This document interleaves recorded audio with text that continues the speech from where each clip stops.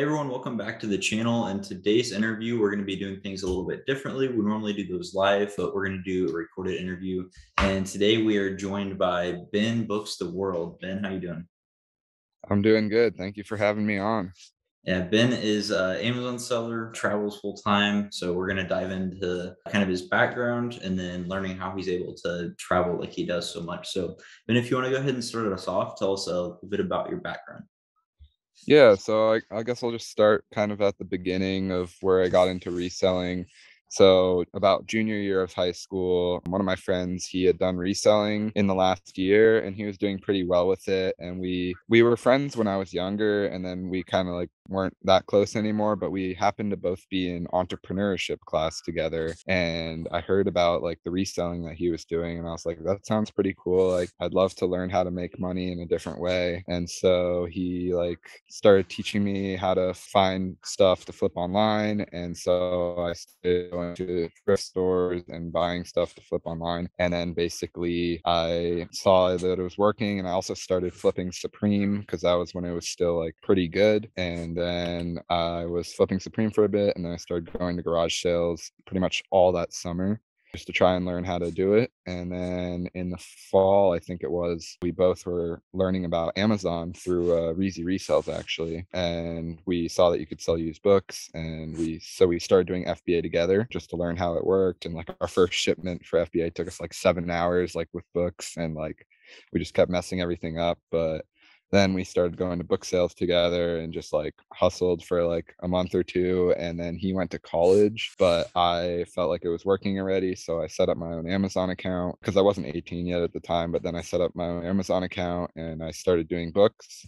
And so I just did books as much as I could. And that next summer, I drove around New England and like slept in my car and basically went to every single library sale I could go to. And I would plan out like Thursday, Friday, try to go to sales and go to thrift stores during the day. And then like make sure I could get the most out of the sales until Sunday when I would go back to Vermont. And so I did that for like a bunch of the summer. And then senior year of school started, and I ended up finding, through all these travels, I ended up finding a place in Maine in Gorham. It was a Goodwill by the Pound store, and they started letting me buy Gaylords, which I would buy for $10 a piece, and they would let me scan them in the back of the warehouse, and it was like insane. And so every weekend for that senior year of school, basically until COVID started, I was driving 4 hours on Friday after school down to Gorham, and I would go through like 12 to 14 Gaylords, $10 a piece, fill my entire car with all the accepts, which was usually like 5 to 700. And then I would drive them all back in my car for Sunday night to get back to school on Monday. And so this Goodwill was like, they were the most amazing people. And like, I don't know if you know Sell Back Your Book, Bill. Yeah. It's like monetization. They were literally, I was in Bill's bulk program, and so I was filling up one Gaylord for Sell Back Your Book every weekend when I was at the Goodwill, and they would literally wrap the pallet and then ship it out for me on Mondays, even though I was back in Vermont then. But they would just like wait for the LTL and like do all that for me, and that would usually pay for the entire like weekend of books anyway. So I was basically getting like 12 to 14 Gaylords for free. That's And insane. so like it was a very profitable business model basically until COVID happened. Like I had my first $5,000 profit month, I think February, right before the Goodwill closed. And then basically that was my source, and they closed. And so for the next 3 months, I did Instacart like every single day. And that was just like insane. Like people were tipping me like $100 on a grocery order. I basically made like 5 grand a month with Instacart. And then once Amazon opened again, I basically from when COVID started, I never like opened a school email again. I just like gave up on high school, but I somehow got a graduate like diploma still. So that was awesome. And basically once I fully graduated, well, I skipped my graduation actually, and I drove down to New Jersey for the Burlington reopening sales. And that was crazy. Like 50% off the whole store. Like I was just going to New Jersey and just hitting every Burlington and getting shoes because I did some used shoes. But yeah, and that flowed into moving to Maine. And I lived with some people through couch surfing the first 3 months I was there, like, which I don't know if you've heard of couch surfing, but it's an app that's all over the world where people who have like a free space to stay will let you live with them for free. And it's usually like a cultural exchange, but these were just people I met in Maine. And so I stayed with them. And my business partner from my bulk book operation, he had a warehouse warehouse already in Maine, like a 10,000 square foot warehouse that he owned. And so we ended up partnering and we did bulk books from this Goodwill. And we were then getting like 52 Gaylords a week on a truck at the max. We had 5 employees. I did that all of last year. And then last summer, I went on a road trip for 3 months and was like, I hated doing this warehouse. I don't like bulk books. Like, I want to keep traveling because that was like my first taste at it. Basically, I got back and I was like, I don't want to, like, that was around when Amazon added restock limits too. And I was just like, books is being pushed out. Like, this is not really something I want to keep forcing when it's not super profitable. And so OA was something that I was always like not really wanting to do. And it was like, I'm not a big like money spender. Like that's something that's hard for me to spend a lot of money. So I finally made the connection and I was like, all right, I can do this. I can learn it and I can spend money. And so when I made that mindset switch, I basically learned it in like a month. And so in October, then I was ready to, like, I understood it pretty well. And I think the first month I did like 3 or 4 grand in profit with OA. And I was like, all right, this works definitely. And the next month I got my prep center. And so in November, then I was fully remote.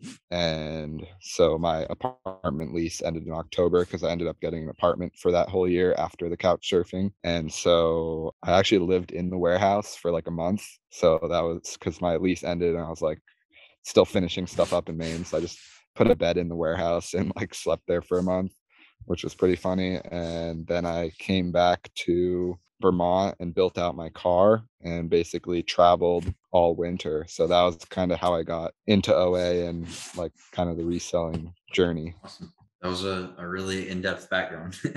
Yeah. So I'm curious on the Goodwill. How were you able to get the Gaylords for so cheap? Yeah, so it was really just like they had so many. Like there's probably like 300 plus in the back of their warehouse. Like it's like the New England storage facility, so it's massive. And one of the days when I was there, I just like was it's a Goodwill by the pound in the front, and then in the back they have the giant warehouse. But basically, I was just talking to a guy, and he's like, "Oh, you can buy like Gaylords in the back," and he like told me about it, and he's like, "They'll charge you like 25, but tell him this guy sent you, and he'll give it to you for 10 or whatever." And so I ended up doing that, and the first time I scanned in the back, there was like so good, and so I was like, "All right, this is it. Like, I need to use this like honey hole as much as possible." And so Yeah. it's really just like talking to one guy, and they're pretty open about it that they sell them. And like everyone knows they sell them, but a lot of people just don't feel like going in the back and scanning through them. And I think I just had a good system to make it really worth it. Yeah. We're using Scout IQ. Yeah, I was using Scout IQ and then I switched to Pallet IQ eventually, which was like Oh, cute. the I haven't bulk heard of that one. software. Yeah, so it's for bulk sellers. Caleb made it and it basically incorporates all the monetization companies and like it's really good for employees because it'll like just pop up like you'll scan the book and it'll pop up either FBA, sell back your book, RMS, reject, or whatever the other sorting spots were. Okay, cool. Do you want to unpack what exactly a Gaylord is and like how a bulk business runs for anyone who doesn't know? Yeah, exactly. So a Gaylord is just like a massive cardboard box of books. I think it's like 48 by 48 or something like that, but it's usually like 6 to 800 pounds of books. And so basically, the way the bulk business worked is we would get a giant Gaylord, and then we would have a Bluetooth scanner and software going, and we'd scan through like all the books and sort them for what was profitable for Amazon, what we could bring to buyback services, and then we would have rejects also. And so we would put like an empty Gaylord next to the full one, try and create a system to sort through them as fast as possible. And so basically we did that on a full scale. And I think at our peak, we were able to go through 52 Gaylords in about a little less than a week with like our 5 employees. What did you do with books that like they were rejects and you couldn't do sell back your book or anything like that? So we did a combination. So at the start, we had a recycler that we would get the rejects to that we couldn't save. And then at one point, we ended up partnering up with Discover Books, which is like it's like Thrift Books. It's like a big book brand that has more systems for getting use out of books. And so they would come and pick up all our rejects for free and they would make use out of them. So that was really nice. I was like kind of in the middle and then they like stopped picking up and then we went back to the recycling. So it was kind of a Okay. Yeah, and you touched on how like you gave those away for free. So I've heard people ask before, like, why does Walmart and these big box stores get rid of stuff at like such heavy discounts? And that example is right there. You know, if you have it at your level of the business where you just want to get rid of stuff for free, then obviously a big store like Walmart is gonna make sense to them to be able to mark stuff down. Like every type of business has some form of arbitrage. Like it's not worth it with their systems to get rid of this stuff. But you had, did you say Discount Books was their name? Discover Books. Discover Books, like they can make use out of it even though it's not useful to you. There's always another arbitrage. Yeah, exactly. They just have better systems and Yep. ways to do it cheaper. Yeah. So how is your business operating today? Are you still like all OA?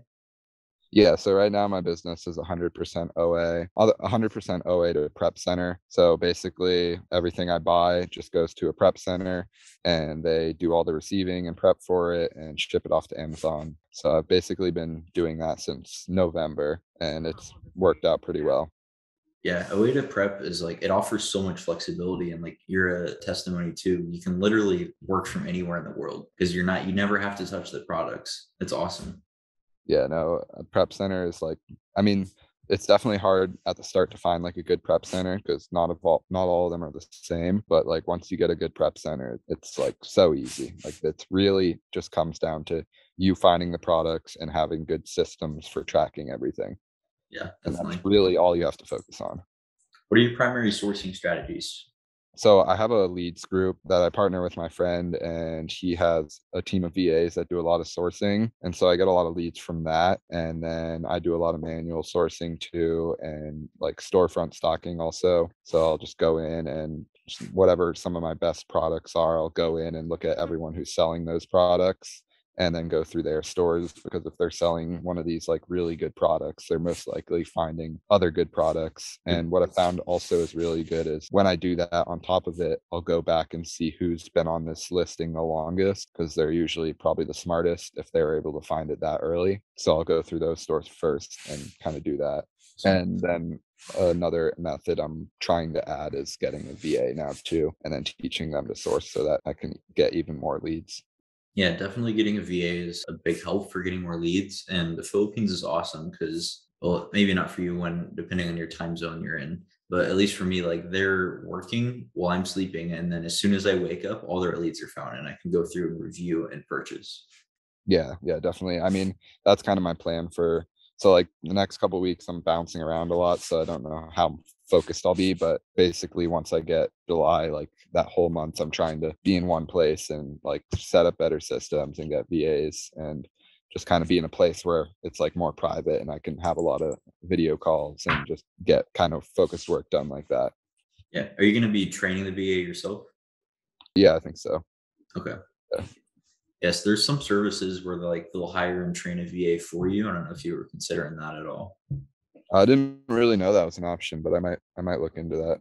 Yeah, one is Fast Track FBA. I think they charge like 897. I have a team of 5 VAs right now, and I'm hiring a few more. And I've done all the training in house, and I don't think it's that difficult. Once if you really understand what you're doing, it's not that hard to teach someone else to do it. Yeah, no, I feel like I could teach them pretty well. And then I really want a VA to like do kind of like my reconciling, like when prep center ships stuff out, going through my inventory lab and then matching that up with my purchases to make sure that all the units got shipped out. Cause that's like one of the time consuming things whenever they do a shipment. And I feel like I could teach that very quickly.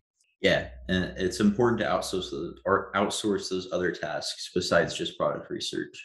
Like one of my VAs, she's the manager for my PR team, but she also is doing like inventory management and helping out with all of like the account health and all that other backend stuff, repricing, any kind of like task that can be done repetitively. She's able to help me with that.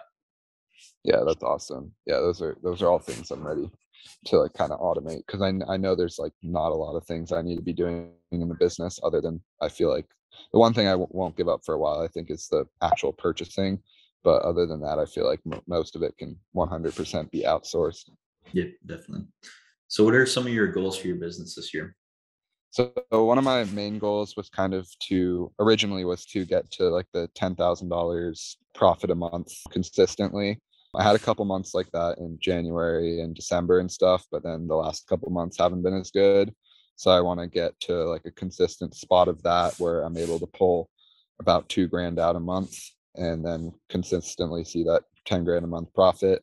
And then, like I said, like automate more with virtual assistants and stuff and just kind of make it more of a system business. Because I've seen the success and like I've hit those goals in different parts already, but it just hasn't been consistent yet. So that's kind of a big thing that I want to work on for the business.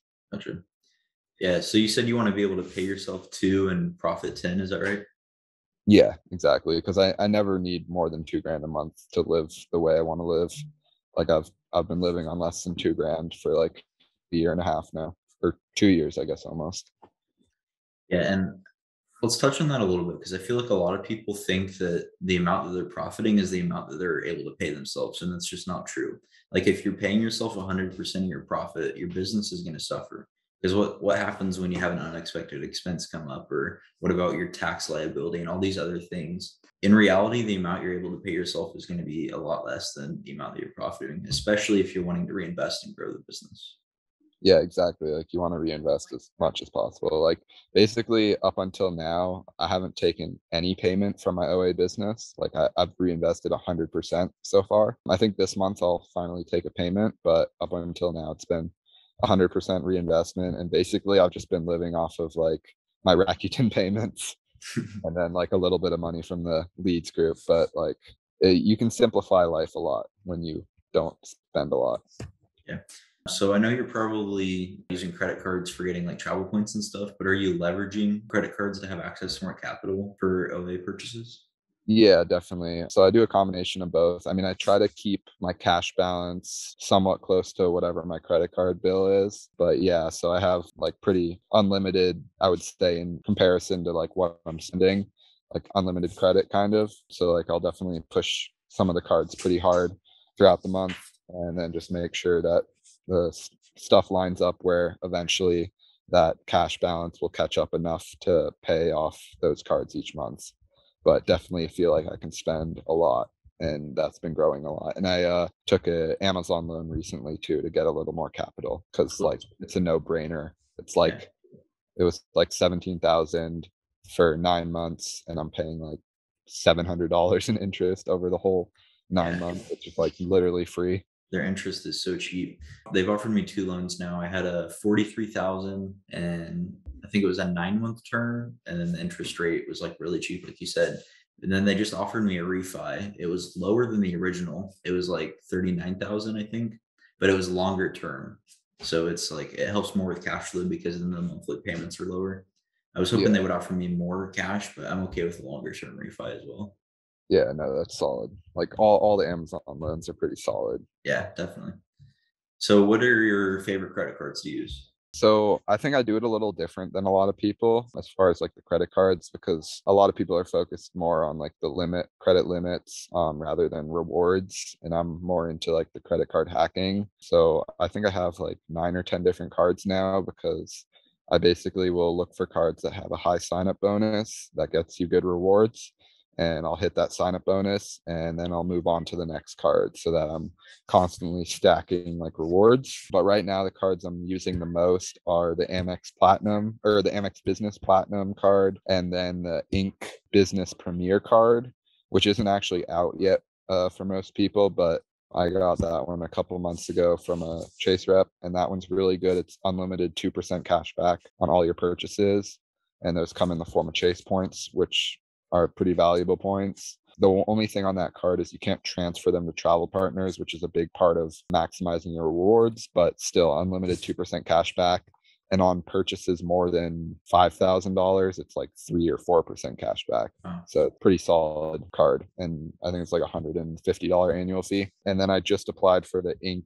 Business Unlimited. And that card is awesome too, because you get 75,000 points on the sign up bonus and it's a $0 annual fee. So it's like a no brainer. yeah. Yeah, and Oh, then I just stack a bunch of like Hilton cards and Marriott cards and just like get the hotel statuses for free upgrades. And I'm trying to learn more like the airline travel stuff because you can maximize ridiculous points and money on that stuff.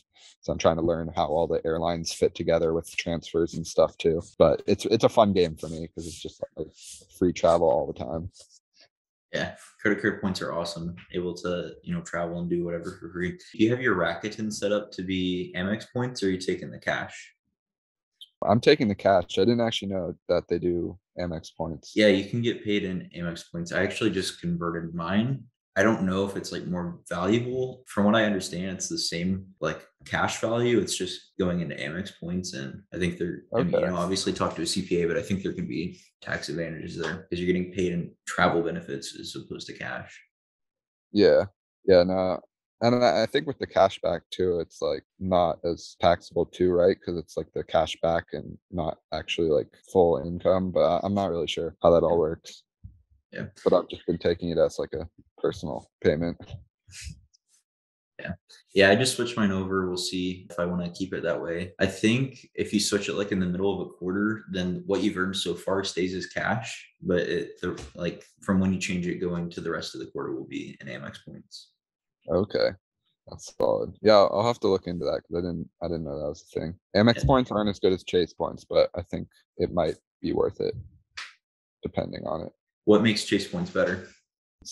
So Chase has different partners than Amex. So some of the partners that you can transfer to, you can just get more value out of the points. So like one of the best partners is Hyatt hotels. So like Amex partners with Hilton and Marriott, and most of those hotels are like Hilton hotels are usually like 30 to 40,000 points, and Marriott's are like 20 to 30, sometimes like 10 to 20. But then with Hyatt, you can find the hotels that are like 5,000 points a night. And so like I stayed probably like 30 nights this winter at Hyatt hotels that were like 5,000 a night. And so you can maximize them pretty well and get like more points per dollar with the Hyatt points. Like I stayed in and Hyatt also is a category program. So like a category one is always 5,000, a category two is always 8,000 points. And even if it's in like Paris or something and it's like $1,000 a night, it's still the same amount of points. Where Hilton and Marriott, if the price on the hotel goes up, the points also change with that. And Hyatt's the last hotel chain that keeps the points together with the category. It's really interesting. I don't have any Chase business cards. They pretty much hate me because I apply for credit all the time. Do you have any tips on how I could get into that? So I use Chase for my banking, and then I got Chase personal cards also, like the Freedom and the Freedom Unlimited, because those are like easy $200 each with no annual fee. And so I built up like a relationship with them through that. And then I also got the Sapphire card to like further that relationship. And then since bank with Chase now, I have like a Chase rep, and they help, I think, with pushing you through to getting these business cards. And then also the one thing you have to like be aware of with Chase is the 524 rule, because if you have gotten approved for more than 5 cards in the last 24 months, you can't get approved for any Chase cards. They'll just automatically deny them. So you just have to make sure that. But business cards don't count towards it unless they're Capital One, I think. I think Okay. only Capital One counts towards the 524 rule. But as Okay. long as you have that stuff in place, you should, and you get a relationship with Chase, because it's the best bank, in my opinion, that should help you with getting approved for them.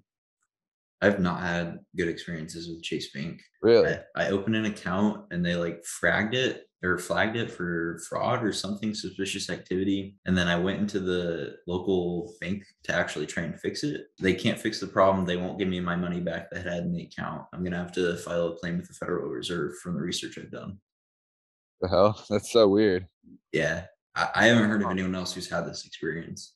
Yeah, no, me either. I've only heard good experiences so far from Chase. Yeah. So I'm Team Amex. Yeah, I mean, if I had that happen to me, I probably would be too. Yeah. But I mean, both are great, and you're getting so many rewards every month from your spending. Yeah, for sure. Yeah, I'm using the Amex Plum and the Amex Platinum mostly right now. The Plum isn't super good for rewards. Are you familiar with it? Yeah, yeah, it's a 60-day payment Yeah, one. that so I when my statement resets, I'm going heavy on the Platinum, and then as like my statement's getting closer to ending, I'm switching over to the Plum. That way, I have more time to pay it back. But like when I'm gonna have like the most time right after my statement hits, then I'm going Platinum heavy. That way, I can get the rewards. Yeah, that's a good way to do it. And then I also just got the Capital One Spark, but it hasn't arrived yet. Do you have that card?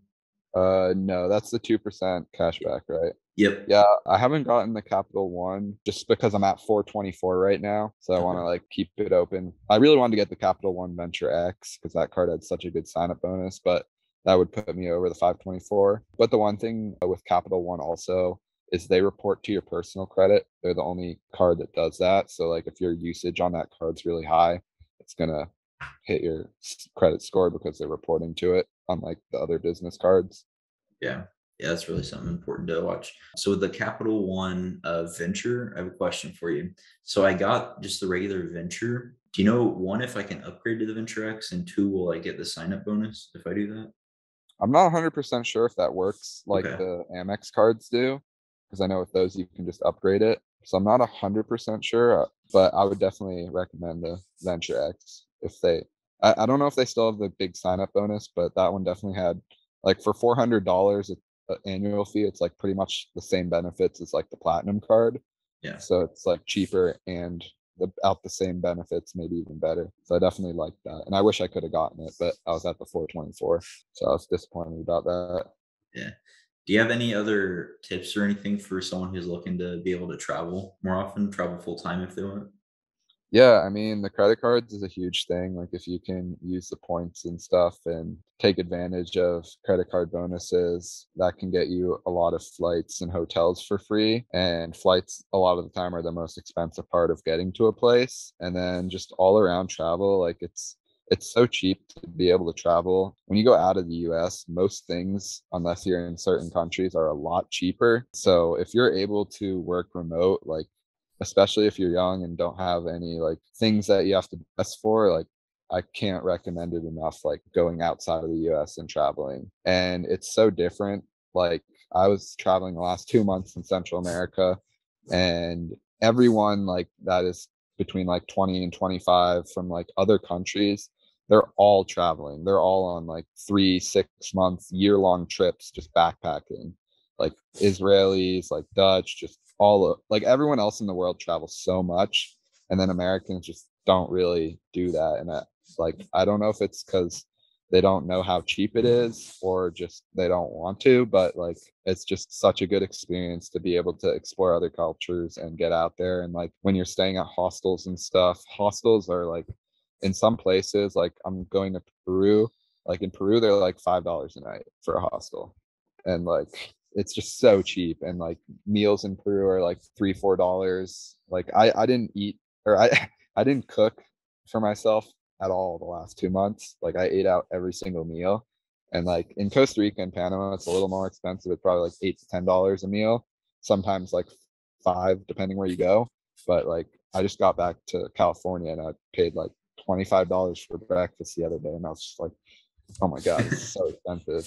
And so like if you're able to work remote, and especially there's Selena hostels, which are for digital nomads, they're a little more expensive. They're usually like $15 a night, which is still really cheap, but like they all have remote working spaces, co-work spaces with like super fast Wi-Fi.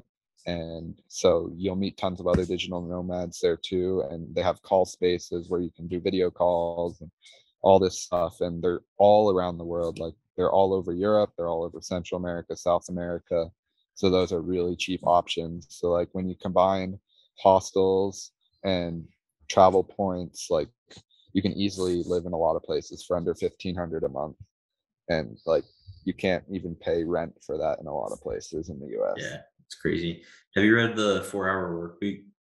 Yeah, I have from Tim Yeah, Ferriss. geo arbitrage. Basically, do you want to talk about like what that basically means? Yeah, I mean, it's just like when you are making a lot more money than it costs to live and Yep. you're going to cheaper places, like you can save more and you can invest more and you can just put yourself ahead of so many people. Yeah. Yeah. Being able to like earn money in dollars, like having an online business and then live somewhere where it's so much cheaper can really like, I think he said he was living like a king, like doing all these extravagant stuff, and it was only like a few $1,000s a month. And he was like living crazy. Yeah, I mean, if you want to live on like 3 or 4 grand a month, like in other countries, like that is insanely lavish. Like Peru, I'll probably be living on like under 1,500 a month. And if I was doing, I'm going to get an Airbnb, so it'll be a little more expensive. But if I was doing hostels, I could easily do under 1,000 a month. And like if you're making 10 grand a month and saving nine of that and investing that, like that's really huge. So, heading back to reselling to finish us off, what's some advice that you would have for someone just looking to get started in reselling? There's a lot of free content out there, which is like such a great place to get started. And then it's really just about taking action. There's so many people that are interested in reselling or like, oh, I want to do this. I want to be at that point already, like where you're at, but they won't even take the first step to get started. And so the people that reach out to me and ask the right questions, you know if they're going to succeed or not usually, which is actually something I know Miles used to talk about a lot. But like I just had someone reach out recently. I jumped on a call with them because they were like asking the right questions, walked them through some stuff. And now yesterday they texted me and they're like, "Oh, I just hit 1,000 in sales." If you are taking in the free content and you're actually taking action, like getting to a place where you're fully ungated and you're doing a couple thousand a month in sales can really only take like a month or two. And I tell people, I think it's different what everyone says, but I think like in 3 months you can be in a really good place where you have all the knowledge that you need in the back end and can start getting to the point where the only thing you're missing is capital. And so like I think that's the biggest thing of just taking action. And then once you see things working, go hard on those things. And from there, just like adapting when changes happen. But yeah, I'd say that's a big part of advice for that. Awesome. Yeah. Well, thanks for coming on, sharing your story, even advice. Where can everybody find you? It's at Ben Books the World on Instagram and also on TikTok. I don't post as much Amazon stuff anymore, but there's lots of travel content. But if you have any Amazon questions or travel questions, my DMs are always open and I love responding and talking to people about that stuff. All right. Awesome. Thanks, Ben. Thanks for having me on. Good to see you.